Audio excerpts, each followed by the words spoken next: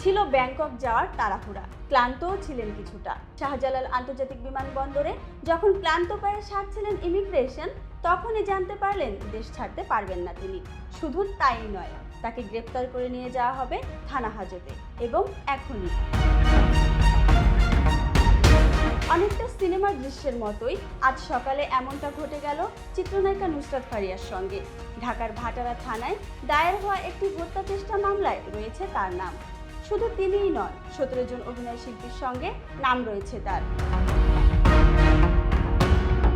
Glamour, glory আর গানের দুনিয়ায় যিনি নিজেকে পরিচিত করেছিলেন একজন সাহসী অভিনেত্রী হিসেবে, সেই নুসরাত ফারিয়াই এবার আইনের জালে। বিনোদনের আলো ঝলমলে মঞ্চ থেকে সরাসরি ঢাকা মহানগর গোয়েন্দা পুলিশের দপ্তরে। অভিযোগ গুরুতর, হত্যা চেষ্টার মামলায় রয়েছে তার নাম। মুজিব সিনেমায় শেখ হাসিনার চরিত্রে অভিনয় করে আলোচনায় এসেছিলেন ফারিয়া। সেই আলোচনায় কি তাকে ভুল অহংকারে ভরিয়ে দিয়েছিল? যে চরিত্রের প্রতি শ্রদ্ধা জানিয়ে অভিনয় করেছিলেন, আজ সেই রাষ্ট্রের আইনের কাছেই আত্মসমর্পণ করতে হলো তাকে। যে চরিত্রে অভিনয় তাকে ইতিহাসে তুলেছিল, আজ বাস্তবতা তাকে ইতিহাস থেকে শিক্ষা নিতে বাধ্য করছে। এই ফারিয়াই একসময় বলেছিলেন, আর কোনোদিন অভিনয় না করলেও আমার প্রাপ্তি পূর্ণ। কিন্তু আজকের বাস্তবতা হলো, সেই অভিনয় তাকে রক্ষা করতে পারছে না এক মামলার নথি থেকে।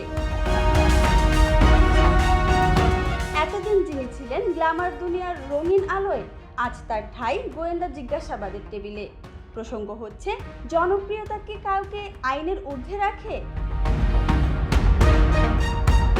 নুসরাত ফারিয়ার এই গ্রেপ্তার অনেক প্রশ্নের জন্ম দিয়েছে।